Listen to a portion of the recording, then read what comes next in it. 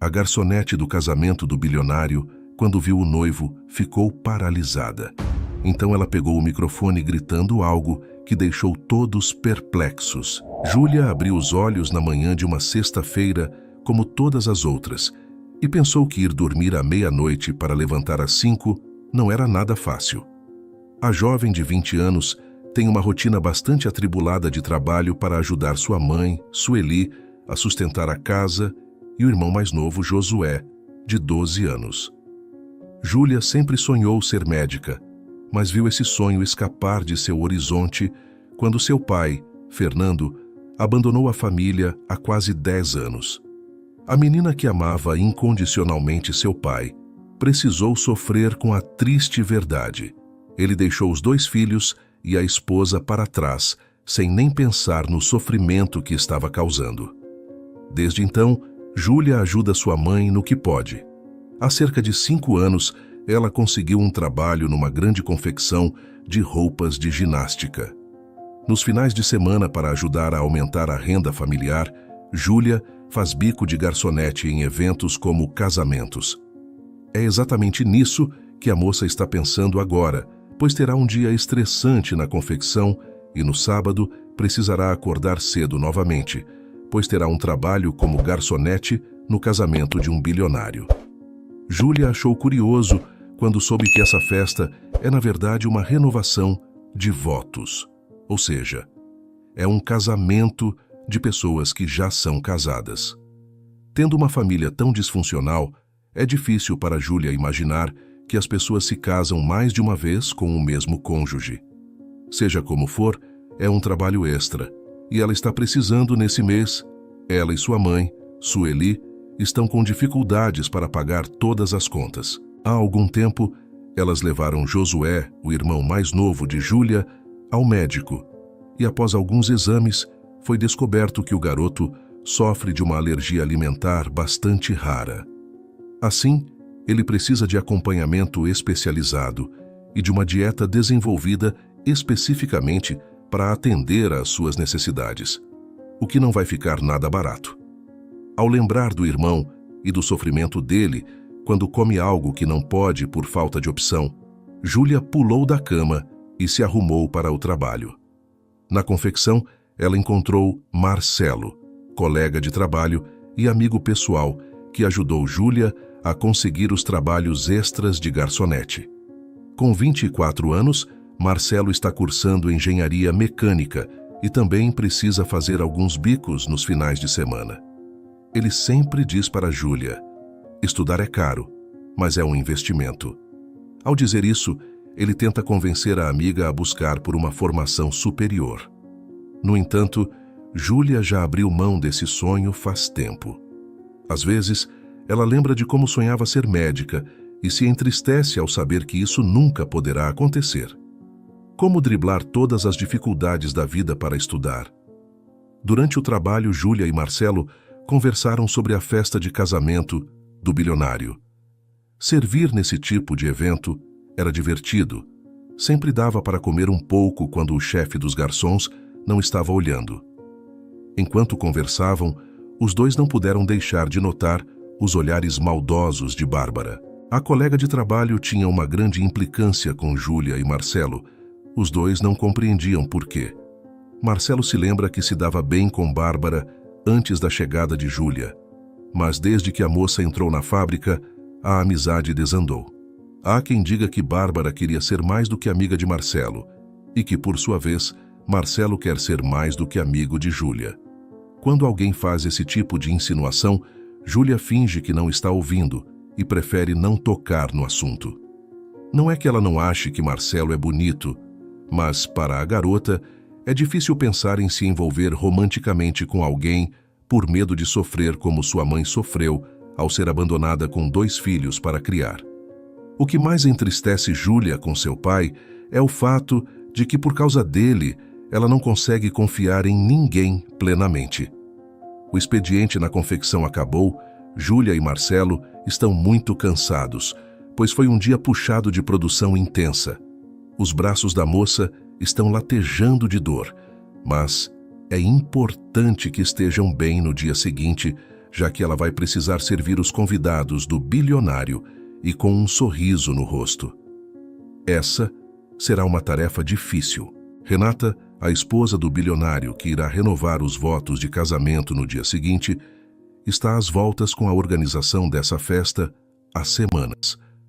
O casal decidiu fazer uma comemoração de renovação porque quando se casaram há cerca de 10 anos, não fizeram uma festa.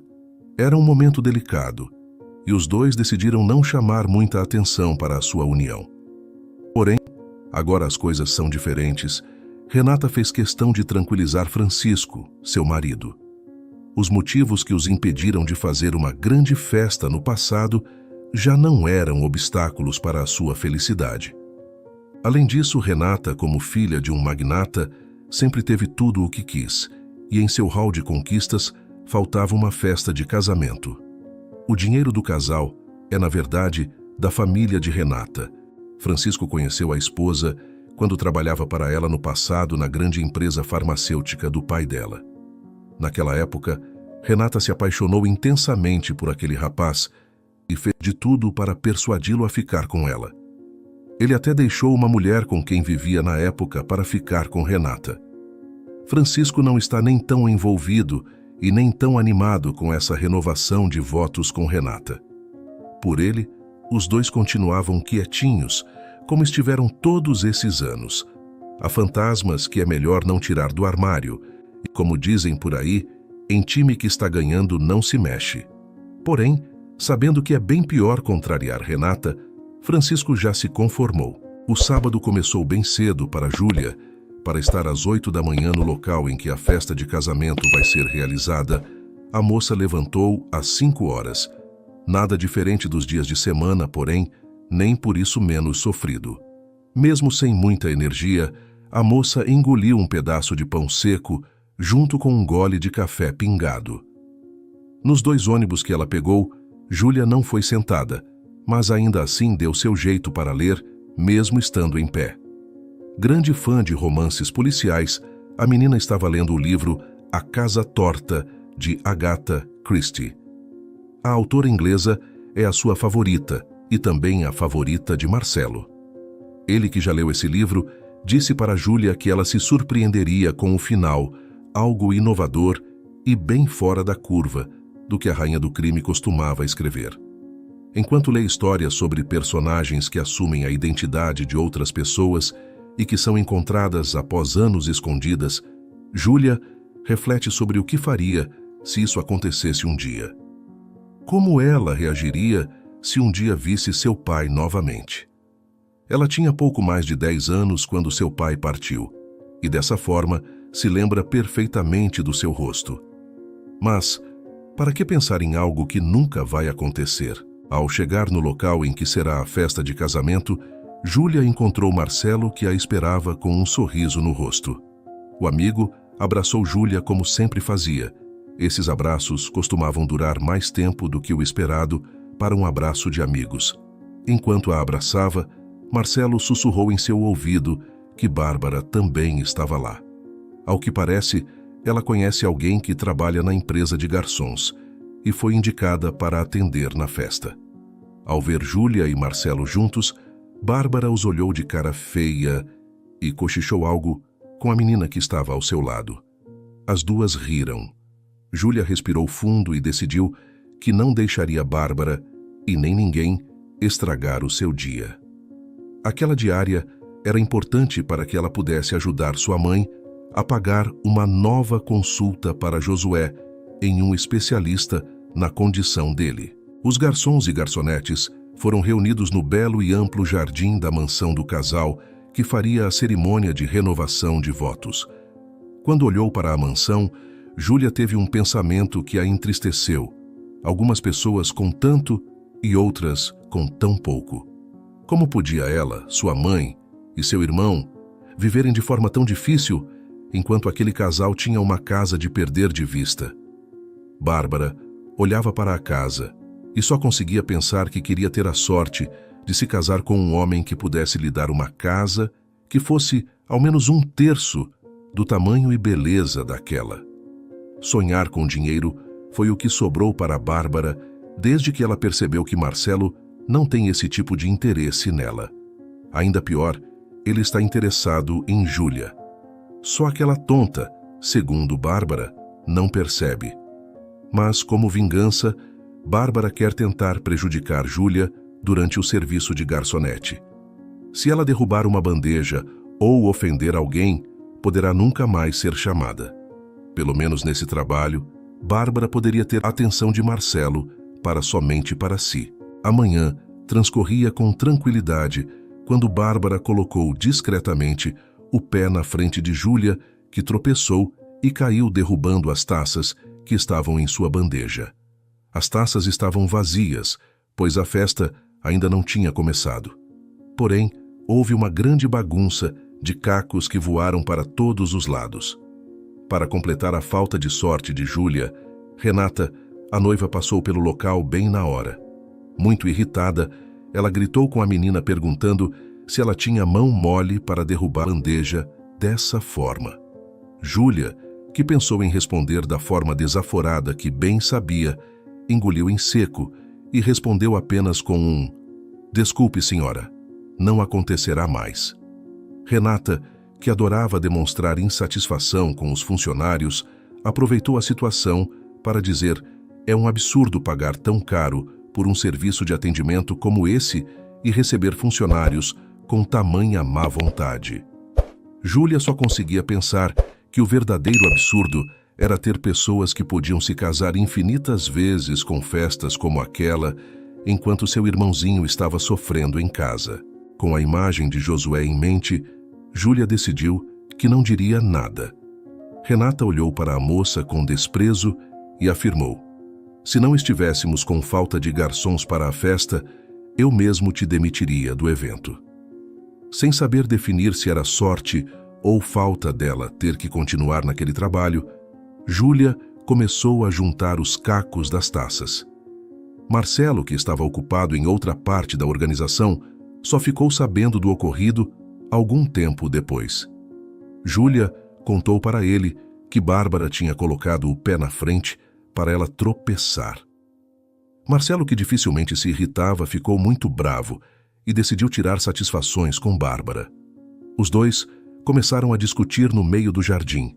Marcelo disse duramente para a moça: eu não sei qual é o seu problema com a Júlia, mas já vou te avisando que se você aprontar com ela, vai se ver comigo. Eu não sou bonzinho. Bárbara respondeu cheia de ironia: então quer dizer que a sonsa foi atrás de você para choramingar? Marcelo ficou ainda mais irritado e disse que Júlia não era sonsa como Bárbara. Ele prosseguiu dizendo que ficava muito triste em saber que a pessoa com quem ele teve uma amizade no passado havia se transformado em alguém tão amarga e ruim. Ao perceber que o chefe dos garçons se aproximava, pois a discussão havia chamado a atenção, Marcelo foi saindo do local. Bruno, o chefe da equipe, chamou Marcelo para conversar e perguntou o que estava acontecendo. O rapaz relatou o que Bárbara tinha feito. Para Bruno, não importante o que Marcelo e Júlia achavam que a outra garçonete tinha feito. Ele só queria entregar um bom serviço. Aquele casal tinha muito dinheiro, principalmente a esposa, que era a verdadeira dona do império. Bruno prosseguiu dizendo que por muito menos já tinha demitido muitas pessoas.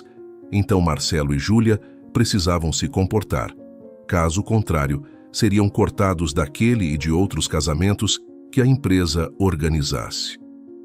Os dois estavam com sorte que a festa era de grande porte e todos os colaboradores eram fundamentais.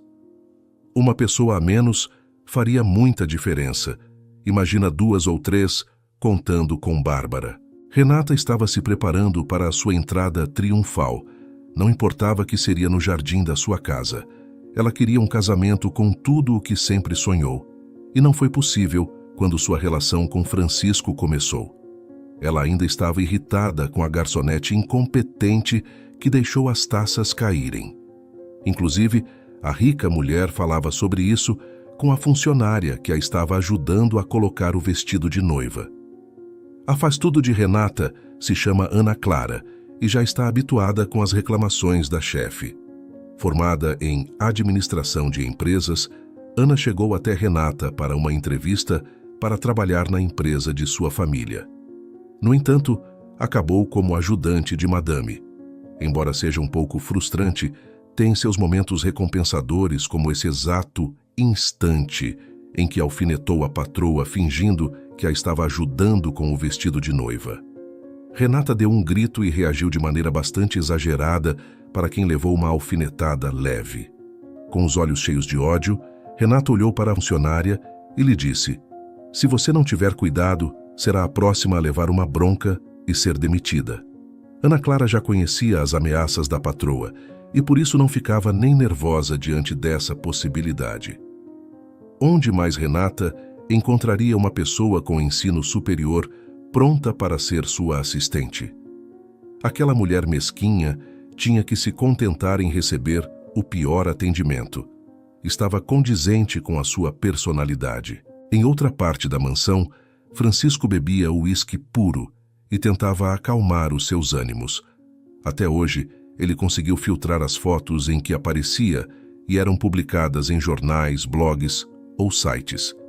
Mas no contexto em que ele estava renovando votos com Renata, uma bilionária da área farmacêutica, era o mínimo deixar que a imprensa registrasse o momento. Obviamente, várias fotos dele seriam publicadas nas colunas sociais, online e físicas. Já que não havia nada que ele pudesse fazer, decidiu beber mais um uísque puro para enfrentar esse novo sim.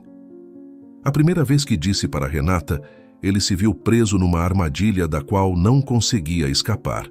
E lá ia ele, novamente e por quase vontade própria, se colocar na boca do leão. Renata olhava pela janela do seu quarto, as horas passando e o casamento se aproximando. Quando chegou o momento de descer para aguardar no local de onde sairia para caminhar até o altar, Renata repassou os últimos anos e concluiu que venceu. Conseguiu tudo aquilo que queria. Reinaldo, seu pai, que já era um senhor bem idoso, estava em um lugar especialmente preparado para ele, longe do vento e das outras pessoas, só aguardando a entrada da filha. O homem que só teve Renata de filha sempre sonhou em ter outros filhos. Porém, a vida pareceu não querer e ele, pelo menos, ficava contente em ter um genro minimamente útil. Sabendo que não encontraria alguém tão ou mais rico do que ele para casar com Renata, Reinaldo não se opôs quando a filha disse que gostaria de casar com um de seus funcionários. A verdade é que aquele homem era um excelente funcionário, mas já tinha uma mulher e 2 filhos. Reinaldo tentou argumentar com sua filha em vão. Renata estava decidida a querer aquele homem. Se tinha algo que Reinaldo sabia, era que não adiantava lutar contra as vontades da filha, e foi assim que ele chamou aquele seu funcionário brilhante para uma conversa. O homem claramente desejava crescer na carreira. Reinaldo percebeu qual era o caminho para conseguir para Renata aquilo que ela tanto queria. Oferecendo excelentes perspectivas de crescimento, Reinaldo fez uma proposta tentadora. Contudo, o funcionário não sabia que aquele era um contrato que ele se arrependeria amargamente de assinar. Quando aceitou a proposta, Francisco pensou que poderia simplesmente enganar aquela filha boba do dono da empresa e se separar dela em no máximo 2 anos. Até lá, ele teria garantido o seu futuro financeiro e poderia enfim voltar para sua esposa e seus filhos. Mas o que ele não podia imaginar era que Renata era muito mais ardilosa do que o pai. Ela o enredou de tal forma que se tornou impossível para ele se separar sem perder absolutamente tudo. Quanto mais o tempo passava, menos valia a pena deixar Renata, pois mais alto ele tinha subido na carreira e mais queria realizar dentro daquela empresa. Teve um momento em que Francisco percebeu que não voltaria nunca mais para a sua antiga vida. Assim, ele assumiu de vez a sua nova identidade. Se antes ele apenas fingia ser o homem que Renata inventou para ser seu marido, agora ele era esse homem. Parado no altar esperando Renata aparecer, Francisco repassava os momentos e decisões que o levaram até ali. Teria mesmo valido a pena? Ele não tinha mais tempo para pensar a respeito. Lá vinha a noiva caminhando em sua direção, pronta para dar mais um passo de afirmação da compra do próprio marido. No outro extremo do jardim, a equipe de garçons estava se preparando para começar a servir aquele bando de ricos snobs. Logo, a cerimônia começaria, e assim que ela fosse encerrada, aquelas pessoas esqueceriam a classe e avançariam na mesa de comida.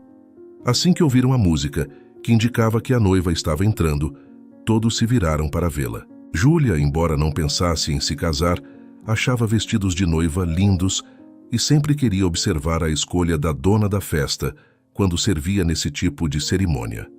No entanto, quando olhou para a noiva, seu olhar acabou se fixando em outra coisa. O belo vestido escolhido por Renata ficou totalmente em segundo plano. Ao olhar para o altar, pela primeira vez desde que chegou na festa, Júlia viu o noivo. Ela não podia acreditar no que seus olhos viam. Seria uma ilusão? Aquele homem tão distinto e refinado seria quem ela estava imaginando? Quanto mais olhava para o altar, mais ela sentia suas forças sendo drenadas do corpo. Marcelo, que percebeu o fraquejar de pernas de Júlia, correu para segurá-la. Ele imaginou que ela estava passando mal devido ao trabalho intenso da semana e o trabalho ali, naquela festa. Porém, assim que se aproximou dela, Júlia disse baixinho para Marcelo: "É ele! É ele! É ele!" Ela estava quase desfalecendo nos braços do amigo, quando Bárbara chamou Bruno, o chefe dos garçons, para denunciar o comportamento inadequado dos colegas. Bruno se aproximou para chamar a atenção dos dois, quando Júlia, que havia ficado paralisada pela descoberta, pareceu ter se recuperado. Ela, então, se desvencilhou dos braços de Marcelo e, com uma força que não sabia de onde vinha, se dirigiu rumo ao palco, em que uma mulher cantava exageradamente algo que parecia ser uma ópera. Inicialmente, nem os convidados e nem os noivos notaram a movimentação. Bruno ficou em reação, pois temia que aquela garçonete insolente fizesse algo para estragar o casamento, e ele não poderia estar mais certo. Decidida, Júlia conseguiu subir ao palco e, num movimento rápido, tomou o microfone da mão da cantora, que, mesmo tendo recebido muito pelo trabalho, estava entregando um resultado pífio. Quando ela quase derrubou a cantora e pegou o microfone, chamou a atenção de todos aqueles que ainda não tinham reparado nela. Com todos aqueles olhos nela, Júlia sentiu as pernas tremerem, mas ela não podia desistir, precisava fazer o que tinha se proposto.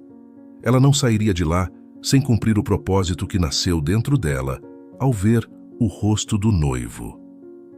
Renata ficou em choque, mas em seguida já estava gritando para que um segurança tirasse aquela garçonete do palco. Observando que os homens de terno preto marchavam em sua direção, Júlia começou a gritar no microfone: "Aquele homem é o meu pai. Aquele homem abandonou a minha mãe com 2 crianças para criar há 10 anos. Ela apontava de forma decidida para o noivo. Francisco, que sentia um misto de medo e vergonha, não conseguia calar a emoção que nasceu em seu coração ao se dar conta de que aquela garçonete era ninguém menos do que a sua filha, Julinha. A filha mais velha, que sonhava em ser médica, estava trabalhando como garçonete em um casamento. Ainda que tivesse imaginado que Sueli não conseguiria sustentar a família sozinha, Francisco, que na verdade se chamava Fernando, queria ter a falsa sensação de que tudo ficaria bem. Renata havia lhe dito que ajudaria de alguma forma a sua família, mas é claro que ela não cumpriu o que prometeu. Ele também nunca acreditou de verdade. Então, nem podia culpar só a mulher pela ruína de sua família. Júlia continuava gritando a plenos pulmões que aquele homem no altar era um farsante e um cínico, pois estava se casando com uma bilionária snob, quando na verdade já tinha uma família. Além de ser um homem sem dignidade, o noivo era também um criminoso. Afinal, bigamia é crime, e ele era casado 2 vezes. Uma nuvem de comentários surgiu. As pessoas cochichavam.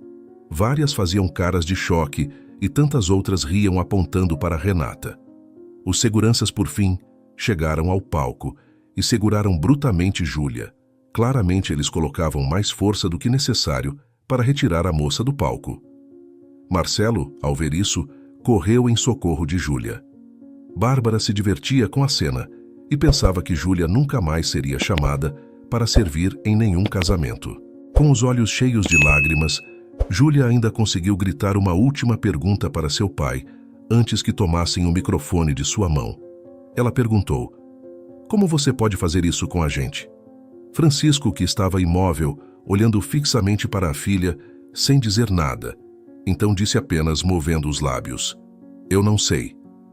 Renata gritou para que os seguranças tirassem aquela maluca do seu casamento e começou a dizer para os convidados que aquilo não era verdade.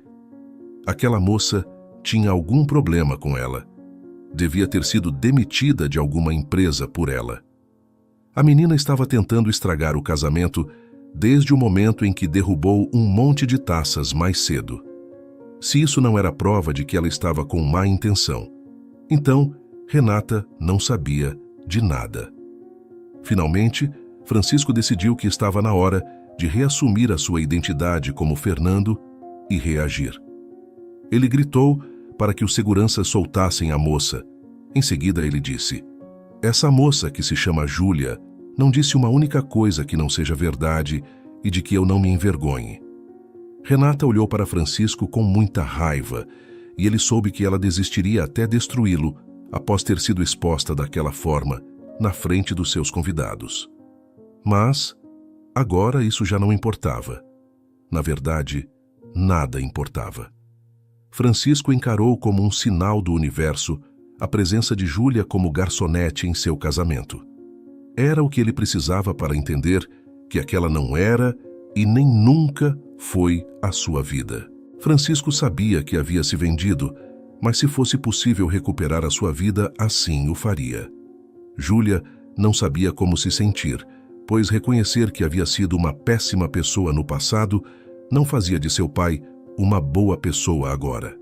Os sentimentos de Júlia eram muito complexos e ela ainda precisava encontrar uma forma de contar para sua mãe o que tinha descoberto.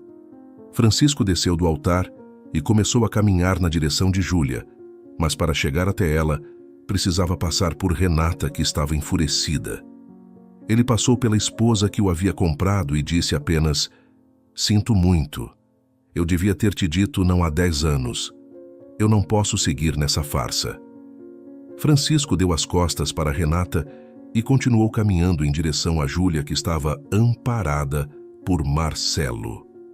Foi quando Francisco sentiu uma dor lancinante lhe cortando as costas e entrando em seu ser. Renata o havia acertado com uma tesoura de jardinagem que se encontrava por perto para aparar a decoração do casamento. Júlia viu seu pai, que caminhava lentamente diante dos seus olhos, e lhe dizer: "Eu amo você, Julinha." Além das palavras, sangue saía da boca de Francisco. O homem, por fim, desabou no chão. Júlia ficou desesperada e começou a gritar pedindo ajuda. Nenhum dos convidados se movia, tanto pelo choque quanto pelo medo de reagir contra Renata. Marcelo então soltou Júlia e correu em direção a Francisco, que estava praticamente inconsciente.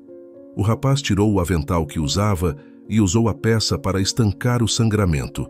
Com agilidade, gritou para Bruno chamar uma ambulância. Ele iria dizer para chamar a polícia, mas imaginou que o chefe dos garçons não chamaria a polícia para uma riquinha doida com uma tesoura de jardinagem em mãos. Bárbara, que ficou no fundo da cena, aproveitou para filmar tudo, desde o momento em que Júlia subiu ao palco até a tesourada que aquele homem levou. Não tendo por hábito se importar com os outros, Bárbara não ficou muito chocada com a cena. Talvez ela sentisse mais se tudo isso tivesse acontecido com alguém com menos recursos.